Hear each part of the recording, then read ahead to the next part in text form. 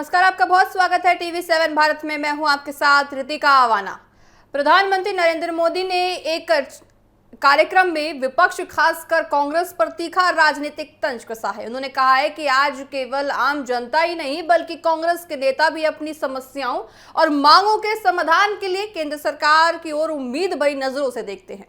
PM Modi ने इस बयान को राजनीतिक हलकों में विपक्ष पर सीधा कटाक्ष माना जा रहा है। प्रधानमंत्री ने कहा कि ये स्वाभिमान, देखिए यहाँ पे उन्होंने कहा है कि लोग उसी सरकार से उम्मीद रखते हैं जो काम करती है। ऐसे में देखिए सीधे सीधे वो कांग्रेस पर तंज कस रहे हैं और साफ तौर से कह रहे हैं कि कांग्रेस सरकार है वो काम नहीं करती है, इसलिए सभी उम्मीद भरी नजरों से बीजेपी की तरफ देखते हैं। उनके अनुसार मौजूदा सरकार ने अपने कामकाज और नीतियों के जरिए देश में भरोसे का माहौल बनाया है। इसी वजह से विपक्ष के नेता भी कई बार सार्वजनिक रूप से सरकार से काम करने की अपील करते हैं। उन्होंने व्यंग करते हुए कहा कि कांग्रेस के नेता बार बार करते हैं, मोदी जी ये कर दीजिए, वह कर दीजिए, क्योंकि उन्हें भी भरोसा है कि अगर कोई सरकार काम करती है तो ये यही सरकार है। साफ तौर से देखिए प्रधानमंत्री नरेंद्र मोदी का ये कहना है कि कांग्रेस खुद भी बार बार प्रधानमंत्री मोदी की तरफ आती है और ये कहती है कि आप हमारे काम कर दीजिए,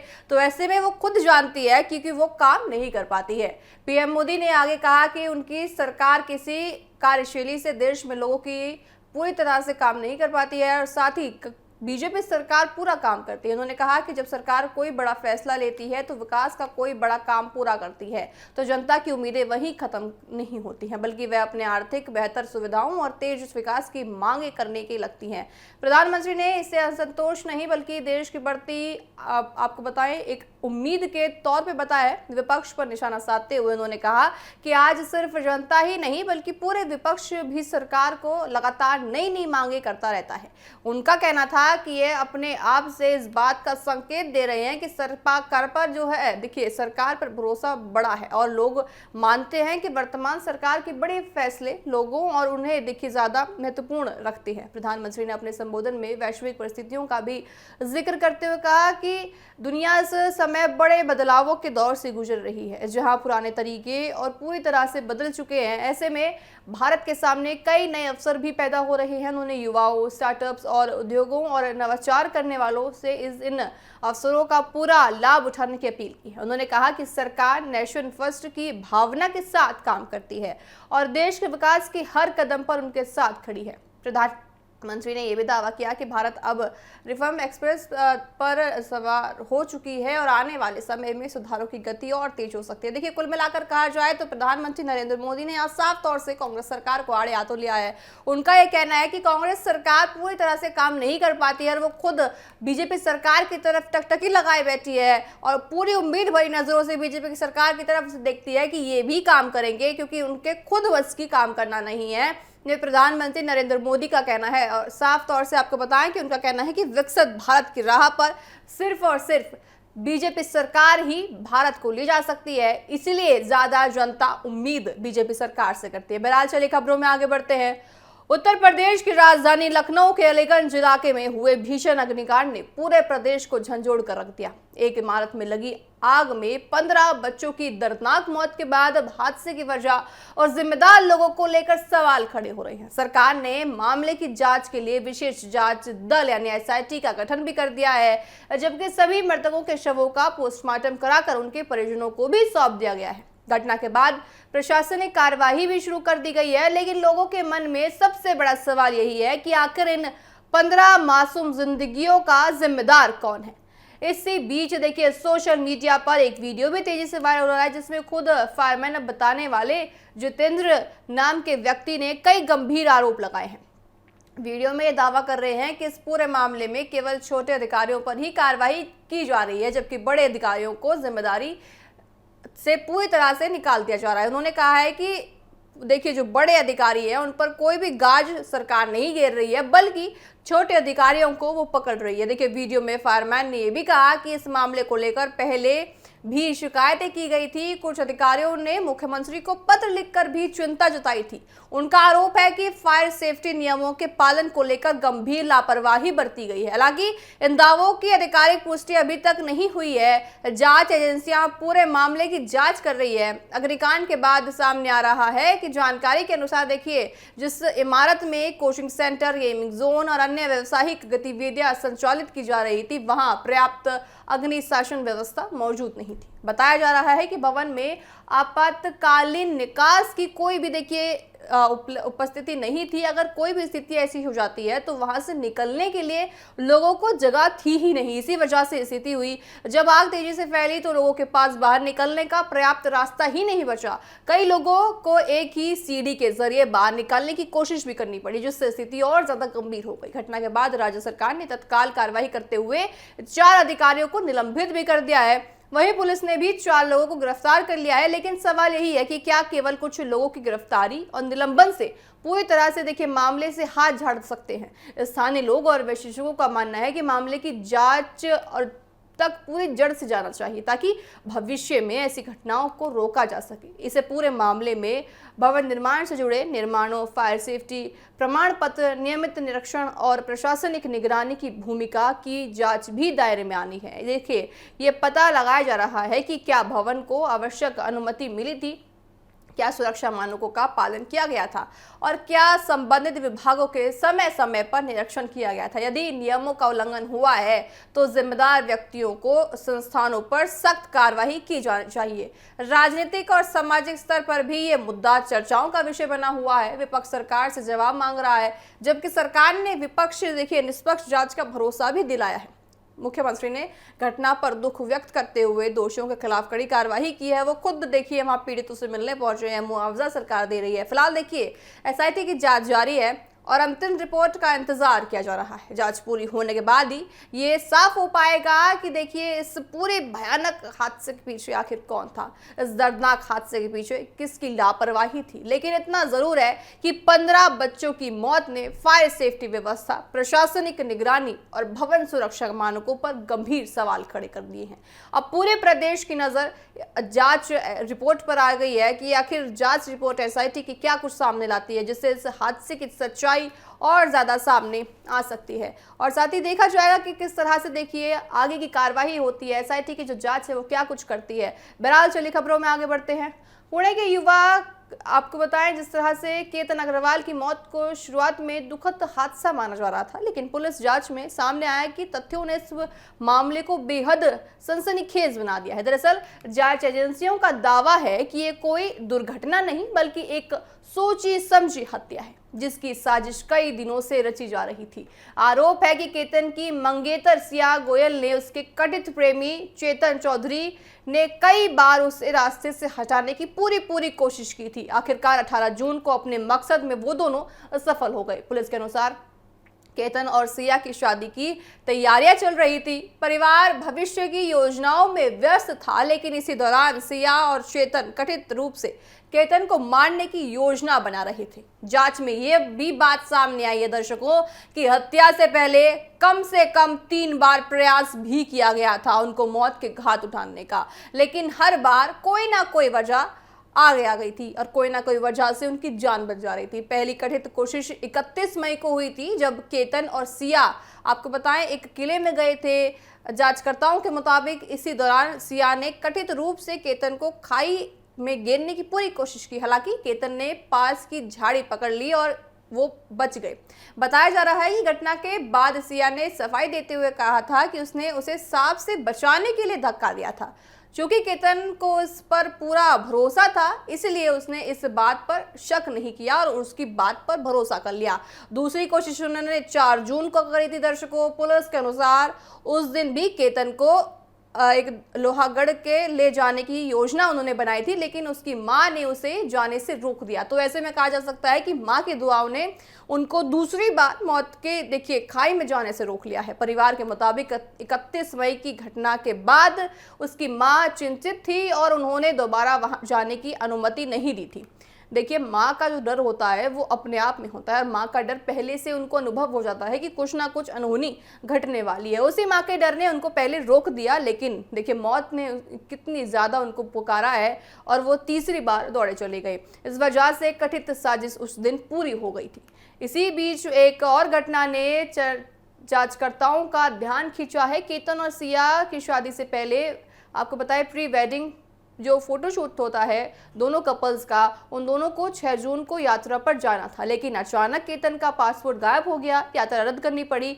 जांच के दौरान पुलिस को शक हुआ कि पासपोर्ट जानबूझकर छिपाया गया था ताकि यात्रा टल जाए और आगे की योजना पर काम किया जा सके। हालांकि इस पहलू की अभी जांच की जा रही है। तीसरी कथित कोशिश 14 जून को हुई थी। पुलिस का कहना है कि आरोपी एक बार फिर लोहागढ़ जिले किले पहुंचे, और लेकिन उस दिन रविवार होने के कारण वहां बड़ी संख्या में पर्यटक मौजूद थे, इसीलिए ज्यादा भीड़ होने से कथित तौर पर योजना को अंजाम देना संभव नहीं हो पाया और उन्हें वापस यूं ही लौटना पड़ा। जांच के मुताबिक चौथी कोशिश 18 जून को की गई, जब ट्रैकिंग के दौरान केतन को कथित रूप से आपको बताया सैकड़ों फीट गहरी खाई में धकेल दिया। शुरुआत में इसे हादसा समझा गया, लेकिन बाद में पुलिस को कई ऐसे सबूत मिले जिसने हत्या की आशंका मजबूत कर दी है। पूछताछ जारी है, तकनीकी पूरी देखिए छानबीन हो रही है। घटनाक्रम के आधार पर पुलिस ने मामले की हत्या की दिशा में जांच शुरू कर दी है। इस मामले ने लोगों को हाल के चर्चित हत्याकांडों की याद दिला दी है, साथ ही जहां रिश्तों के पीछे छिपी साजिशें बाद में सामने आती हैं। हालांकि पुलिस का कहना है कि मामले की जांच अभी भी जारी है और सभी तथ्यों को खंगाला जा रहा है।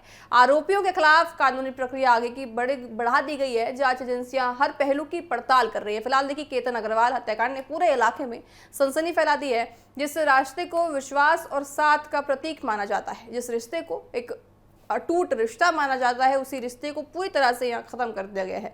उसी रिश्ते से जुड़े आरोपियों ने सभी को हैरान कर दिया है। अब सबकी नजर पुलिस जांच पर टिकी हुई है और अदालत की आगे की कार्यवाही पर टिकी हुई है कि आखिर अदालत आगे क्या कुछ करती है, अदालत आगे क्या कुछ करती है, ताकि सारी चीजें अब सामने आ सके। टेलीग्राम आपको बताएं 7 दिनों से बैन था और टेलीग्राम 7 दिन बाद भारत में फिर से शुरू हो गया है। साथ ही नीट परीक्षा से जुड़े कथित फर्जी और लीक पेपरों के प्रयास को रोकने के लिए केंद्र सरकार ने इस प्लेटफॉर्म को उसी आपको बताएं कुछ दिनों के लिए बैन कर दिया था। अब री एग्जाम प्रक्रिया पूरी होने के बाद ये प्रतिबंध हटा दिया गया है और टेलीग्राम की सेवाएं दोबारा शुरू कर दी हैं।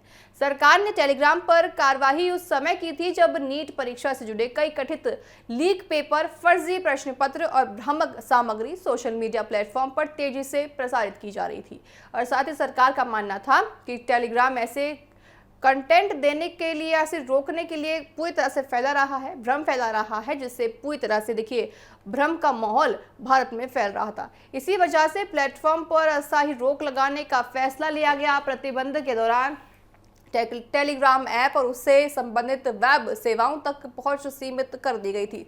सरकार का उद्देश्य 21 जून को आयोजित री एग्जाम के दौरान किसी भी प्रकार की गड़बड़ी या परीक्षा से जुड़े संवेदनशील जानकारी के गलत इस्तेमाल का रोकना था। अधिकारियों के अनुसार री एग्जाम शांतिपूर्ण तरीके से संपन्न हुआ है और कोई भी समस्या देखिए सामने नहीं आई है। प्रतिबंध हटाने के बाद 23 जून से टेलीग्राम दोबारा गूगल प्ले स्टोर पर दिखाई देने लगा है। हालांकि शुरुआत में कई यूजर्स को ऐप डाउनलोड करने और लॉगिन करने में थोड़ी दिक्कतों का सामना करना पड़ रहा था। कुछ यूजर्स ने शिकायत की कि वह साइन अप नहीं कर पा रहे हैं, जबकि कुछ को चैट देखिए एक्सेस में भी परेशानी हो रही थी। ये समस्या विभिन्न इंटरनेट सेवा में हो रही थी, यूजर्स को अलग अलग समस्या हो रही थी, लेकिन अब समस्या सभी खत्म हो चुकी है। वही कुछ समय तक आईफोन यूजर्स के लिए भी ऐप स्टोर पर टेलीग्राम उपलब्ध नहीं था। बाद में कंपनी ने आधिकारिक बयान जारी कर दिया है और बताया है कि उसकी सभी प्रमुख सेवाएं सामान्य रूप से वापस चालू कर दी गई हैं। इसी के बाद अधिकांश यूजर्स को ऐप इस्तेमाल करने में कोई समस्या का सामना अब नहीं करना पड़ेगा। हालांकि कुछ क्षेत्रों में तकनीकी कारणों से सेवाएं सामान्य होने में थोड़ा समय लग रहा है। इस पूरे मामले ने डिजिटल प्लेटफॉर्म की जिम्मेदारी और परीक्षा सुरक्षा को लेकर नई बहस छेड़ दी है। सरकार का कहना है कि राष्ट्रीय स्तर की प्रतियोगी परीक्षाओं की निष्पक्षता बनाए रखना सर्वोच्च प्राथमिकता है। ऐसे में यदि किसी प्लेटफॉर्म का उपयोग गलत गतिविधियों के लिए होता है तो उस पर आवश्यक कार्रवाई की जानी चाहिए। मामला अदालत तक भी पहुंचा था। टेलीग्राम ने सरकार के फैसले को चुनौती देते हुए दिल्ली कोर्ट का, हाई कोर्ट का जो है रुख कर दिया था, उनका दरवाजा खटखटाया था। कंपनी का तर्क था कि प्रतिबंध लगाने में उचित प्रक्रिया का पालन नहीं किया गया है। हालांकि अदालत ने सरकार के फैसले को सही ठहराते हुए कहा कि राष्ट्रीय महत्व की परीक्षा की विश्वसनीयता और निष्पक्षता बनाए रखने के लिए ऐसे कदम आवश्यक होते हैं। हाईकोर्ट ने भी ये माना था कि परीक्षा को देखिए सही से कराने के लिए टेलीग्राम पर बैन करना बड़ा आवश्यक हो जाता है। जिम्मेदारी टेलीग्राम की भी हो जाती है कि वो इन चीज़ों का पालन करे। अदालत के इस रुखे को केंद्र सरकार के फैसले के समर्थन के रूप में देखा गया। इसके बाद टेलीग्राम को अस्थायी प्रतिबंध पूरी तरह से लगा दिया गया था और साथ ही यूजर्स इस्तेमाल कर रहे थे और वेट कर रहे थे कि आखिर जो टेलीग्राम पर बैन लगाया है वो कब खत्म होगा। कुल मिलाकर 7 दिन की रोक के बाद टेलीग्राम की भारत में वापसी हो गई है। ये मामला एक बार फिर दिखाता है कि डिजिटल प्लेटफॉर्म की भूमिका केवल संचार तक सीमित नहीं है, बल्कि उन्हें संवेदनशील और महत्वपूर्ण राष्ट्रीय प्रक्रियाओं के दौरान अपनी जिम्मेदारी भी निभानी चाहिए। वहीं सरकार ने ये भी संकेत दे दिए हैं कि परीक्षा पारदर्शिता और सुरक्षा के मद्देनजर बहुत ज़्यादा महत्वपूर्ण हो जाती है। तो वैसे में देखिए, अगर आप भी टेलीग्राम यूज़ करते हैं तो आप अब अपना टेलीग्राम जो अकाउंट है उसको यूज कर सकते हैं बिना किसी तकनीकी समस्या के। बराज वाली खबरों में आगे बढ़ते हैं। TV7 भारत से खास बातचीत में उत्तर प्रदेश के सपा सांसद वीरेंद्र सिंह ने राज्य में हाल ही में हुए कोचिंग सेंटर में अग्निकांड पर गहरी चिंता जताई है। उन्होंने कहा है कि ऐसी दर्दनाक घटनाएं दोबारा नहीं होनी चाहिए और इसके लिए सरकार को ठोस कदम उठाने चाहिए। हमारी संवाददाता कंचन अरोड़ा से उन्होंने खास बातचीत की है। क्या है कुछ खास, आइए आपको सुनाते हैं। उत्तर प्रदेश का लखनऊ हो, अलीगढ़ हो या कई अलग अलग शहर और जिले हों, कई जगहों पर अग्निकांड हो रहे हैं और लोगों की जानें भी जा रही हैं। साथ ही अयोध्या के राम मंदिर का मुद्दा जो लगातार चुनाव में था, वही मुद्दा अब चंदा चोरी का बन चुका है। बात कर लेना चाहेंगे उत्तर प्रदेश से सपा सांसद वीरेंद्र सिंह हमारे साथ मौजूद हैं। सर, जिस तरीके से लखनऊ में अग्निकांड हुआ, 15 बच्चों ने अपनी जान गंवा दी, अलीगढ़ की भी वही तस्वीर निकल के सामने आई, और सिर्फ यही नहीं बल्कि उत्तर प्रदेश जो कि देश का सबसे बड़ा सूबा है, अलग अलग जिलों से, अलग अलग शहरों से इसी तरीके की तस्वीरें लगातार आती हुई दिखाई दी हैं। क्या कहेंगे आप? अब अगर समीक्षा करेंगी तो पूरा प्रदेश रिटायर्ड अफसरों के निगरानी में चल रहा है। अब रिटायर्ड अफसर कितनी जिम्मेदारी से प्रदेश को चलाएंगे, इसका सहज अंदाजा आप लगा सकते हैं। काबिल अफसर हैं जो साइड में हैं, तो काबिल अफसरों को लगाएं और सारी व्यवस्था को सरकार दुरुस्त करे। लेकिन बीजेपी कह रही है जांच तो की जा रही है, विपक्ष इस पे कुछ ना कहे, राजनीति इस पर ना करे, क्योंकि दुखदाई है, निंदनीय है जो घटना घटी है, नहीं होनी चाहिए। SIT का गठन कर दिया गया है, अधिकारियों को निलंबित कर दिया गया है, मालिक को गिरफ्तार कर लिया गया है। सवाल ये उठता है कि वो गलती करें, हम सवाल भी न करें, ये दोनों कैसे चलेगा? अब गलती करें तो सवाल तो मेरा बनता है, और समाजवादी ने सवाल खड़ा किया है, जवाब भाजपा को देना पड़ेगा। एक्शन तो हो रहे हैं, अब जहां पे वो सभी मापदंडों पे खड़े नहीं हो रहे हैं, कोचिंग सेंटर या संस्थान, उन सभी को सील किया जा रहा है, उनको बंद किया जा रहा है ताकि ऐसी घटना की पुनरावृत्ति ना की जा सके। नहीं तो ये लाइसेंस मिला कैसे?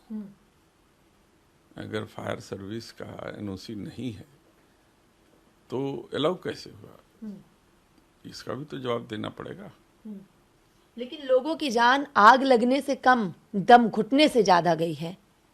तो मैं तो कह रहा हूँ ये सारी चीजें हैं, इस पर तो सवाल खड़े हैं, उत्तर प्रदेश सरकार को जवाब देना पड़ेगा। जवाब के हिसाब से तो वो कह ही रहे हैं कि हम जांच कर ही रहे हैं, चीजें स्पष्ट हो जाएंगी, लेकिन सवाल है ना कि आखिर क्यों ऐसी घटनाएं होती हैं? अब जनता इसका जवाब मांगेगी और जवाब भी देगी 27 में। 27 में कैसा जवाब देगी ना जवाब?